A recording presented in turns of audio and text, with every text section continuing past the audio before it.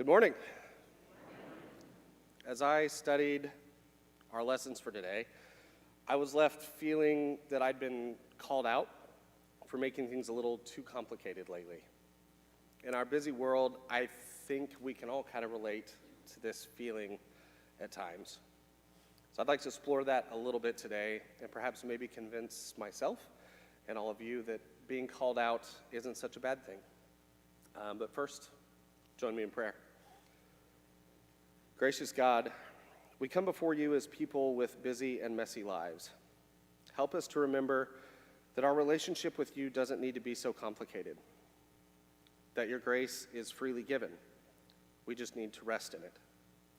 Remind us to live as you have called us to be, examples of your love to ourselves, our neighbors, and the world. Amen. So shortly after Rachel and I got married, we were going through our Amazon registry, trying to decide what was left there that we just had to have and use our 20% discount to get. So we bought ourselves a Vitamix. And if you aren't familiar, a Vitamix is basically the baddest blender that you can buy. It can take ice cubes and turn it into snow, and take raw ingredients like vegetables and broth and turn it into hot, steaming soup in mere minutes.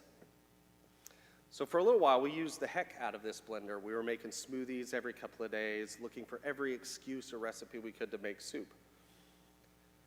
After about a month or so, we kind of got a little burnt out on it, and I started to struggle to find ways to find a reason to use it, looking for every opportunity for something that needed to be blended, and it really made life just that much more complicated.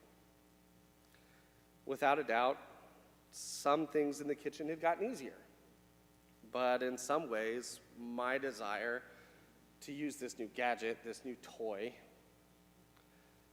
was making things much more difficult than they needed to be. And apparently, making things more complicated is kind of just part of our human nature. I think we see a little bit of evidence of this in the reading from Isaiah this morning.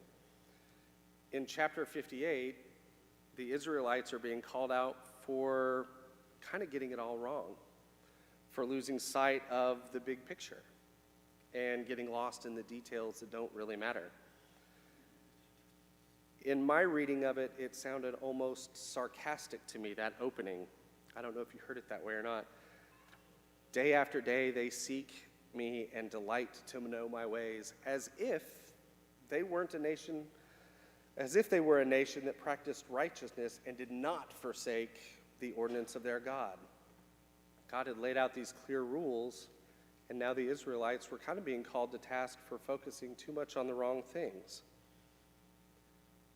They were called out for fasting for the wrong reasons, for oppressing their workers, and for squabbling amongst themselves. They misplaced their focus from what was important and were overcomplicating their lives and ignoring how they were called to live. I'm just as guilty as the next person of losing sight of what really matters. Just Friday night, Rachel and I had the opportunity to drop Ben off with his grandparents for him to spend the night. So we took the opportunity to go have a date night. And we were gonna not necessarily be exciting, but it's a lot easier to get your taxes done when you're not worrying about chasing a toddler around the house. So we dropped Ben off at Alan Terry's. And while we were kid-free, we went out to dinner at one of our favorite little local mom-and-pop spots. It's not fancy, but it's La Roma just up the road. So if you've never been there, they have this single line for you to walk in and order. And then you get your drink and your number, and you go and you sit down at a table. And oftentimes the line can be quite long.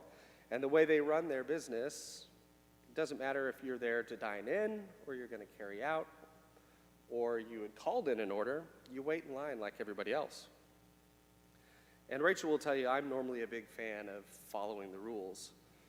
Admittedly, I probably worry a little bit too much about when other people don't follow the rules than focusing on me following the rules.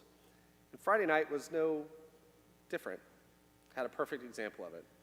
We'd placed our order, we'd found a table to sit down, we had our drink and our number on the table, and we were sitting right next to the line. And the line stayed pretty much to the door. It was really busy. But there's a gentleman that came in that had apparently called in an order, and he felt like he didn't need to wait in line. So he bypassed the line and walked straight up to the counter. And I got so distracted by his not following the rule that I lost track of Rachel and I's conversation. I lost track of what was really important in that moment, listening to that inner voice in my head saying, "No, you dummy, you have to wait in line like everybody else." And I think the contrast is clear, especially in the reading from Isaiah this morning. When we get it wrong, it's lift up your voice like a trumpet and announce to my people their rebellion. Hey, wake up, you've got it wrong. But when you get it right, later in that verse, Isaiah writes, "The Lord will guide you continually, and you shall be called the repairer of the breach." I think we see a little bit of that also this morning in our gospel lesson from that ending of the Sermon on the Mount. It also speaks a little to how we can get it right in our call to live as followers of God. Jesus had just finished listing off the examples of those that are blessed, the upside-down kingdom list, the counterintuitive examples of how the last shall be first and the first shall be last. What I find interesting in our gospel from today actually ties back to an understanding from Genesis, that we are made in the image of God. When I was a kid, and until recently, really, I always thought that meant that we had features like God. We had hands and feet and arms and legs and eyes and ears. But the Hebrew word that is translated here is salem. And as often is the case with words from a different language, there are many different meanings and connotations. The one I think that's important here is a phantom, an illusion, or resemblance. Something that is a salem to something else is supposed to bear a resemblance to the original. It's supposed to capture and represent an element of the subject. A lot of art does that, and it was a common understanding in the ancient day that these pieces highlight something from the original subject to which the artist wanted to draw our attention. The Statue of Liberty, the light of liberty shining.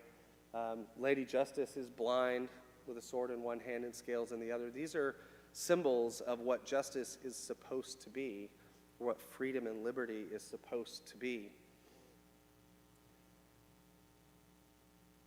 And I think the ancient Hebrews had the same understanding with this word salem, that humankind is imbued by our Creator with varied facets of the nature of God. With this idea in mind, that we're all salem of God, Jesus is comparing us to salt and light makes a little bit more sense in my mind. It's not as upside down as it would seem. Salt is used to bring to the fore the flavor of our food, of a dish. And if it isn't salty anymore, it's no longer good for anything. If we're missing the point of our creation as salem of God, what good are we? Jesus' next example makes it even more clear. No one turns on a light and then hides it in the couch or in a brown paper sack. Lights are placed so that they illuminate the space that they're in. And so as we're called to live as followers of Jesus, Jesus' words from the Sermon of the Mount are echoed in the words of our baptism and remind us to this call. In the same way, let your light shine before others, so that they may see your good works and give glory to your Father in heaven. Our created purpose as humankind, being made in the salem of God, is to be signposts that point to the nature of God. Just as a sculptor creates a piece to highlight the shape of a nose or a cheekbone, or to demonstrate liberty or justice, so is each of us molded and shaped so that we can reflect outwardly an aspect of God's love. We miss the point when we overcomplicate and muddle the message. We obscure the image of love and grace that we're supposed to show to the world vividly and clearly. So finally, remember that you're beautifully and wonderfully made, and that we're all called to reflect God's love for you and for me out into the world. It doesn't need to be any more complicated than that. Amen.